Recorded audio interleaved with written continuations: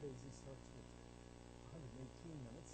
Other times he starts like today with 115. And the light hadn't even gone on. I never know. Hello, Houston. We're just talking about the television studio here, but we're going to pick up today following the first test, which should have been covering up through the last material that we covered in the previous lecture. I forgot to mention it because I was in such a rush in the conversation at the end. But in any case, we're into the second third of the course. We're going to be looking at the study of personality in a variety of ways, starting out with theories of personality. And if you look at how the layperson normally defines or uses references to personality, if you listen really carefully around yourself each day, you'll hear many references to personality coming in a number of different forms, but they really all focus on personality. You might, for instance, hear examples like this.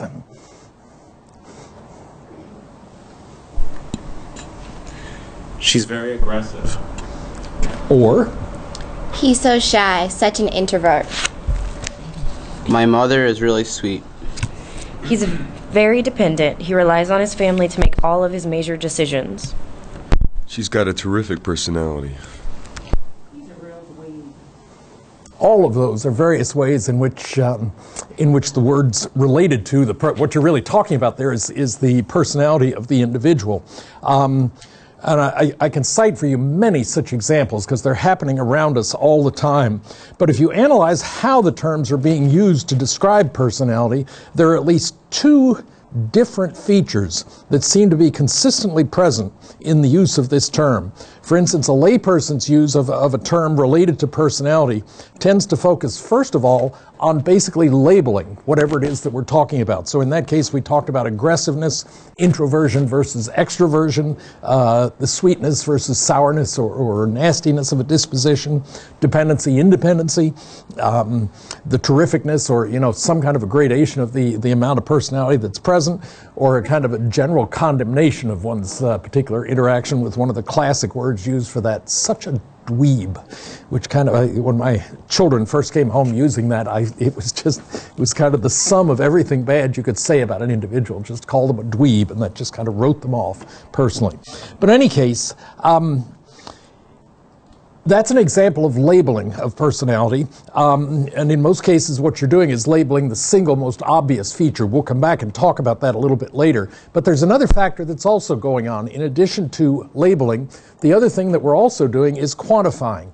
If you think back to the phrases that you heard me give, which are typical of what we might hear in the everyday world, we had amplifiers or quantifiers, words like very, very aggressive, so, as in so versus not so, or neutrally so, or such as an emphasizer, very, terrific, and real. All of those were essentially quantifying the amount of the particular attribute that was being talked about that was present. And those two features, labeling and quantifying, really seem to capture many terms that we use, many of the ways in which we use the terms identifying or related to personality itself.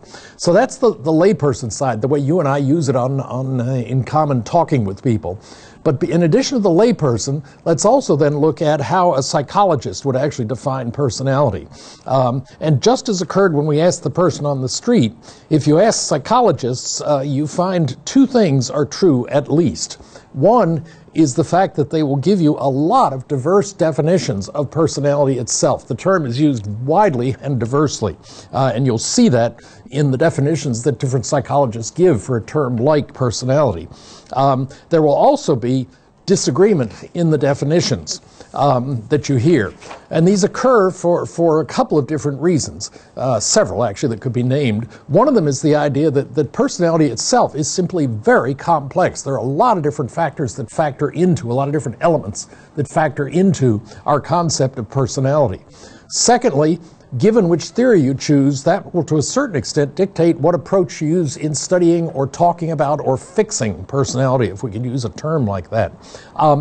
And that in turn leads to then numerous different theoretical explanations for what's actually going on internally when we talk about the organization of a personality.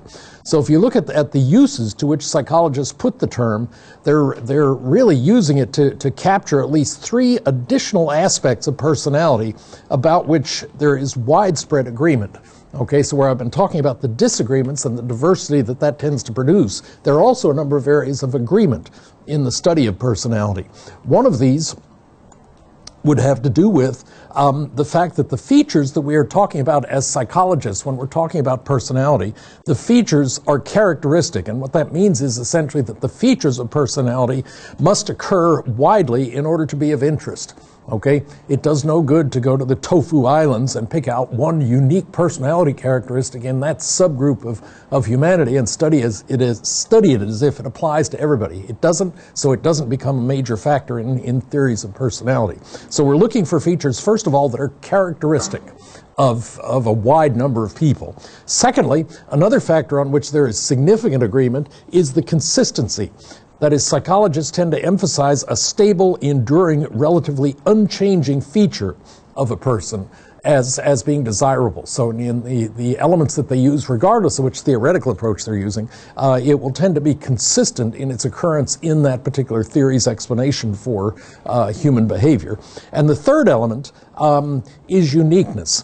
And that is another major focus of psychologists, analysis, I should say, of personality, stresses the differences among individuals in how and why they behave as they do. So although we can try to nail down specific examples of features of personality, as I've been talking about it up to this point, ultimately how it's combined into the individual is unique. That is, you are different from the person you're sitting next to, from your roommate, from the person you're living with, from anyone that you directly associate with. It's very rare that we have two people that are exactly identical in terms of their personality. We're very different in the feature, the unique feature that we tend to emphasize. And in fact, that's what leads back to the thing that we really opened with, and that is the fact that we can call somebody introverted or aggressive or assertive or funny or you name it. But what we tend to do is to focus on the single feature of that individual when we're describing them. Now, the relevance of all this is the applicability of it is amazing. But if you think about it, fortune tellers basically rely on that kind of gut level understanding of personality. They have an operating model of the person whose fortune they're going to try to predict, even though it's all a hustle. It's simply a response to whatever cues are given. So if you lead into the idea that I see children in siblings, and if this person starts scowling, you can pretty much figure they're probably an only child. So they tend to scowl, get away from that. Among your friends, they'll cover themselves and then get on to you as the single child or something like that. And then when they talk about being able to see that you were the concentration of their parents' activities, the person starts smiling. You and I ooze cues that a fortune teller is using when trying to tell our fortune in a given situation. But it's all based on a common level understanding, a general model of what the key factors are in personality. Pool hall hustlers do the same kind of thing.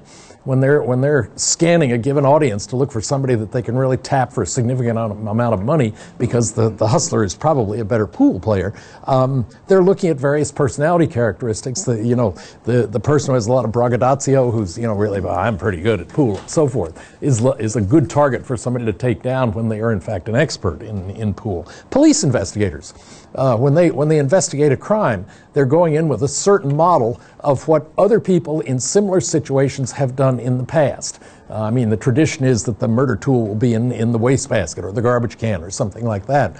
That only becomes a tradition simply because other people have done it. Similar situations, they have behaved in the same way in the past. And that's basically what police investigators are operating on. For that matter, if you turn it on the other side, so are thieves. Thieves are basically relying on the fact that people are consistent in what they do. For instance, when we leave the house, if we're going to shut the garage door, many times we won't lock the door between the garage and the house. So what they figure is if they can jimmy the garage door open, which may be a lot easier than the dead-bolted front door, once they get in the garage, they're in the house. And that's based simply on the notion that many of us have, that we don't, if we have a lockable garage door, we don't tend to lock the door between the house and the garage. Overly safe people or cautious people will do so, but that's at least an easy way to get into a house. And if the advantage, of course, is you're hidden from anybody else watching if you're in the garage trying to jimmy a door handle rather than out in the real world here. So there are a lot of different ways in which our consistency as behaving organisms, as people who develop personalities, personalities can be used, those features can be used by a wide variety of people across an amazing array of different kinds of applications. We can study that in several different ways. One is by simply looking at or listening to the verbal reports that people will issue in response to various kinds of questions. When you interview anybody, there are a certain series of questions you can ask with a predictable range of responses that you're likely to get from them. And so the consistencies of verbal reports is one way to kind of get into an understanding of what this person is like as an individual. The second is that various kinds of behavioral reactions that occur in response to standard kind of lead-ins or questions or gestures or anything like that. What we're really targeting here are instrumental acts, and that is intentional, goal-oriented responses that you and I may emit in response to a question or a gesture or anything like that, as an indication of what the core personality of the one who's reacting is actually like. And then the other kind of response that we're looking at, reaction, are the emotional reactions, the expressive acts that somebody will engage in. That is particularly acute in an area that we'll look at much later here in the course called covert communication. To the extent that I have an example in the previous lecture where somebody said, I am not, peeved. Well, even in the way they said that, they're really telling you something very different than the verbal message that they've communicated in that case. And the emotional expressions, the covert communication that we offer, in sometimes is a heavier weighted message than the actual words that we're trying to enunciate at a given time. So there are a lot of different ways in which we communicate. Another one, dead giveaway, is bodily reactions, because among other things, we can't control blushing. If somebody, I'm sure it happened to you in high school with somebody at some point, when somebody walked up to you in the hallway, a good friend or something, and who just noticed you interacting with somebody else, and they simply came up to you and teased you with, you're in love with, and they named a person, and you went into this, and the color of your face gave away the actual answer, even though you may have denied it because you weren't quite sure yet whether that was the nature of the relationship.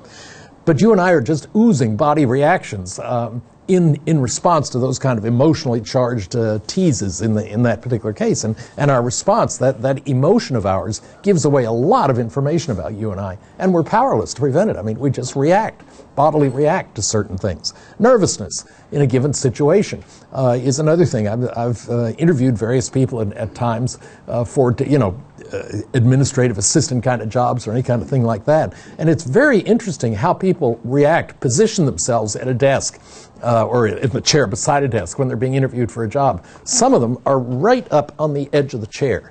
Okay, their back never touches the back of the chair at all. On the other hand, you've got other people that are pretty relaxed and they lean back. They are much more relaxed about the possibility of being hired by you in that situation. So much about the way revealed about the way we sit when we're being interviewed in a given situation. There are two general types of studies that we can kind of summarize what I've been talking about here so far. One of these is what is called a nomothetic technique. And what's involved there is basically that you're going to study one trait or characteristic across a large number of people, alike only in the fact that they share this particular characteristic. Now, we may be alike in many ways in terms of the different characteristics that we study or that we possess. But in fact, a nomothetic technique is one that takes a particular feature and tries to study it across a large number of individuals. The problem that you have with this kind of a technique, and no technique is perfect, but the difficulty with a nomothetic technique that you're going to face is the question about, can we really reconstruct a whole personality by simply reassembling isolated traits studied across a large number of individuals? You need to not lose track of the fact that ultimately the focal point for psychology is the individual. We're talking now about personality in particular.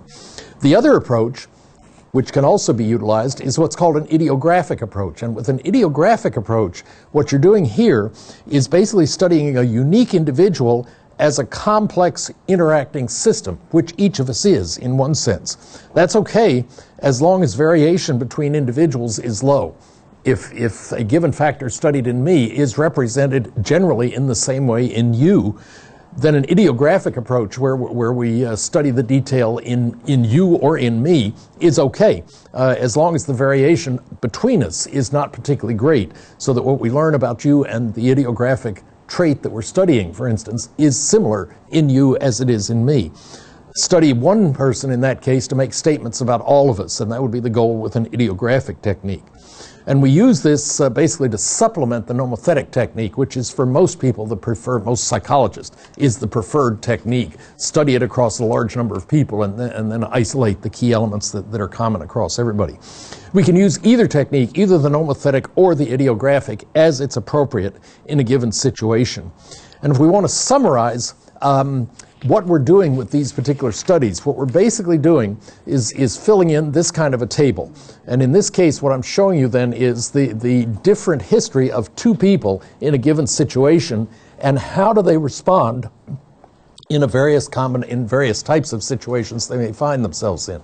These two responses are easy to explain, okay?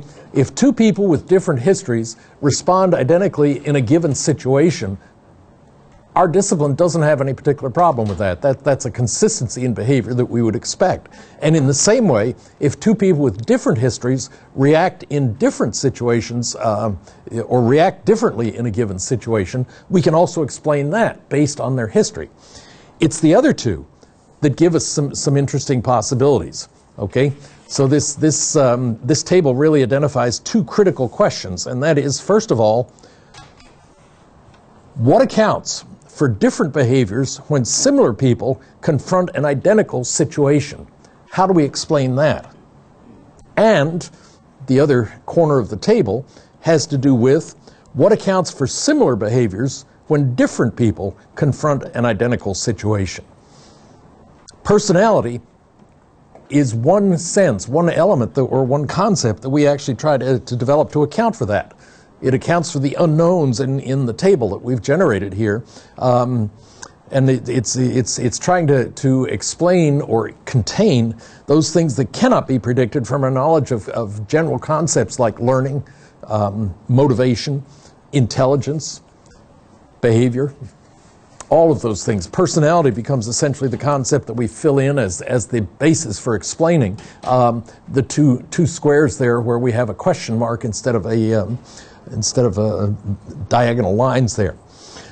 So that leads us to, we've talked around it a bit, let's actually look at that concept of personality and see how we're going to end up defining what we're talking about. One of the ways to look at that is to go back to 1937, 50, 60 years ago now. Actually, gosh, it's almost 80. It's been a while. Gordon Allport set out, his original goal in 1937 was to write a book about personality, and he decided he was going to define personality once and for all. It had been a popular topic in the 20s and 30s and growing into the 40s, so he decided to write a book about it. And what he did first was to actually read the literature. Seems like a good way to start a book. So he read the literature in terms of what other people had to say about personality, and somewhat to his surprise, as expressed in this volume that he published in 1937, he found some 50 different attempts to define personality. And what he ended up doing was backing off his idea of writing the perfect definition, and instead what he did was to analyze those 50 different definitions of personality to see what he could pull out of it in terms of common elements. And so what it led to was one of the very first ever factor studies. That's essentially what he was doing.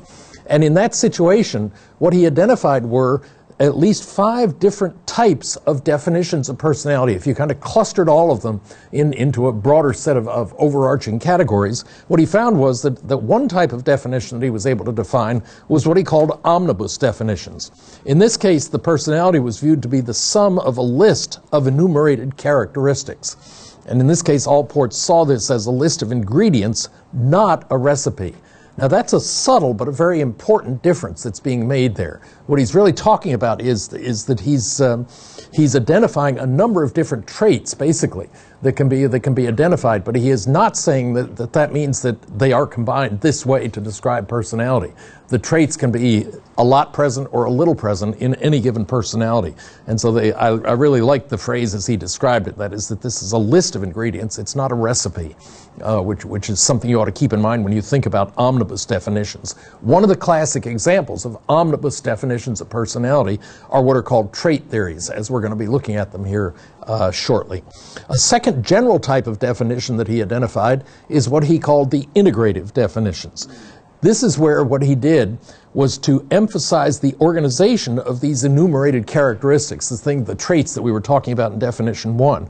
That is, the key element of these theories was essentially the organizing scheme or the mechanism, that which gives order, is being stressed. Among all the different things that might be impacting us, this particular type of theory of definition of personality is basically going to emphasize the organizational scheme that can be utilized. One classic example of that, and I could think of several, but a classic definition of that would be the traditional SR models of personality, the work of Clark Hull at Yale University and the work that followed that led eventually to behavioral therapy as one of several forms of therapy that we'll look at later. Traces originally to an integrative definition of personality, as we'll describe here a little bit later. A third general type of class of definition that Allport also identified are what he called hierarchical definitions. Those are ones that are concerned with levels of organization or integration within the person or at different stages of development within that person. So essentially you can have levels within levels. The classic example of this type of theory, a hierarchical theory, would clearly be Freud's psychoanalysis. I mean, if you think about Freud, and we'll get into it a little bit here later, but he's got an id, an ego, and a superego in terms of structure. He goes through 5 different developmental sequences: oral, anal, phallic, latent, and genital, and there are all different combinations of ways in which you can get hung up at a given emphasis on id, ego, or superego in any of the 5 age stages, with very different predictable consequences on the kind of personality that would be reflected there. So that is a theory that very clearly has a hierarchy of important elements, less important, and even minor components to it. But there is a clear hierarchy in the classic definition of personality as offered by psychoanalysts. So those are examples of hierarchical definitions very clearly in this situation. The fourth one that Allport identified as yet another class of personality theory is what he called the adjustive theories. This may feel a little more comfortable to you, but what I'm talking about here is the emphasis here is on the person's varied but typical efforts to adapt to the environment in which he or she finds themselves. Okay, or himself or herself, I should say there, technically, to be correct. But in essence, Carl Rogers' ego-centered theory is a good example of an adjustive theory, because the theory itself has a lot of different elements contributing to the personality. But the key thing when you're reading Carl Rogers or practicing his form of therapy is assisting in adjustment. That is, you take the person's strengths, whatever they happen to be, and adapt them so as to adjust to the environment and flex with that environment as they find themselves in it. So the adjustive definitions are yet another form where the key element is simply the adaptation that an individual is capable of doing, given the personality as it may be defined. And in some ways, the last category that Allport identified might be none of the above. I mean, that would be one way to define this. But in essence, the way he captured it was to talk about it as being an essence or uniqueness definition of personality. That essentially comes back to the kind of phrases we started our discussion with here today. Because in that sense, when you talk about somebody as being very assertive or something like that, what you're really doing is highlighting, you're focusing on the feature that is most representative of the way that individual normally operates, whether it's in a social situation or in a meeting. But that particular behavioral approach sets that individual apart from other people. That person is assertive, that person is funny, that, and so forth. You can list the main way in which they tend to adapt to the environment in which they're operating at a given time.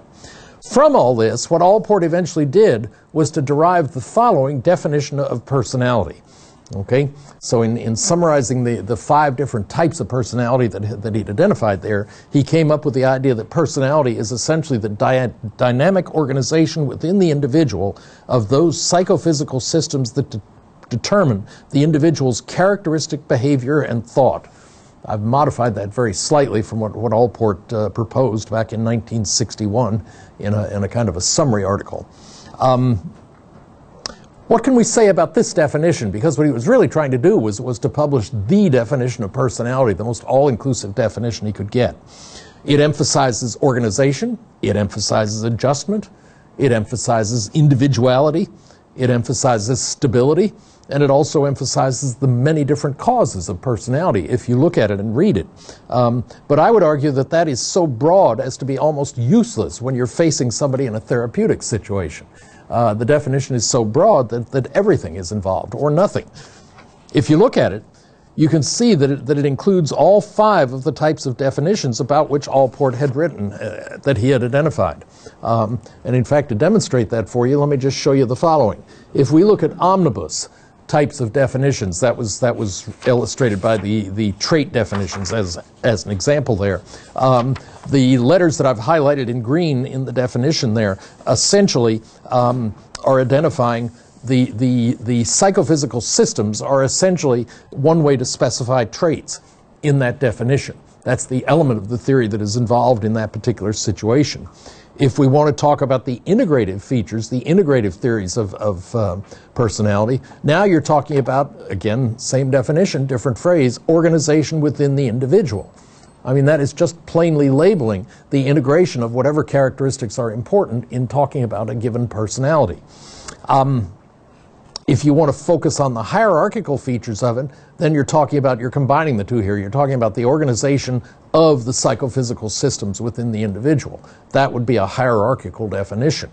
If you're talking about the adjustive definition, the adjustive feature of personality, then you're talking about the determinants of the individual's characteristic behavior and thought. That's how you and I adjust in a given situation in terms of this definition. And finally, then, we can talk about the features that are specific to the essence or uniqueness definitions of a given individual. And as you can see, in that case, the phrase characteristic behavior and thought does a pretty good job of isolating those particular elements of personality. So in that way, yes, he's achieved his goal. He's developed an overarching definition of personality, but it is so general that no particular theoretical approach to curing behavioral problems jumps out at you immediately in this kind of a situation. But he did produce a global definition of personality. I can show you some others, and you'll see some common elements that show up here. Martin and Osborne, in a very nice book on personality, I did have the summary thing for you there, just to remind you of the overall definition. The point was simply that all 5 features are clearly reflected in that definition. But if we compare that definition, which was intended to be a broad stroke, let's fold it all into the soup and end up with a perfect definition. If we compare that to others that have been offered, I can cite to you, for instance, a book by Martin and Osborne, where they define personality as a person's consistent and enduring ways of acting, thinking, and feeling across a variety of situations. They folded in slightly different features there: actions, thinking, and feeling. But those are clearly part of what's involved in our personality. And you'll notice that he's identified the characteristic nature of it by talking about those being consistent and enduring ways of doing each of those things. So you again can see some elements of the 5 factors that Allport first identified. If we go into our current textbook, White and Lloyd, Dunn and Hammer, their definition of personality is simply an individual's unique constellation of consistent behavioral traits. The traits are clearly internalized factors. The use of the word consistent indicates that it's stable. Behavioral indicates that it's going to govern what you're doing in a given situation, and so forth. The uniqueness is captured there. The word constellation clearly implies that there's a structure, there's some kind of a hierarchy in what's involved, so that the definitions vary, but in fact they have a lot of common elements in them. And the final one that I'll give you was by Cohen in the mid-90s, and he defined personality as simply an individual's unique constellation of psychological traits and states. They've really defined essentially the same thing as White and Lloyd, Dunn and Hammer have done, using slightly different words. But again, you've got that word constellation in there. I find that interesting. As a complex a word as it is, it shows up in 2 widely different definitions of personality, widely different in terms of their source. And yet they're still emphasizing things like traits and states. So the general concept of what's being defined by each of these different widely varying definitions of personality has a lot of common elements in it, and I think Allport did us a service by his initial attempt to kind of, well, let's step back and look at what we've actually got here, and I think he did a good job of identifying the particular features that are involved in the overall organization of personality. Let me suggest another model for you in which we can use this. Essentially, what I want to do is to propose that what we do is to conceptualize personality as an intervening variable.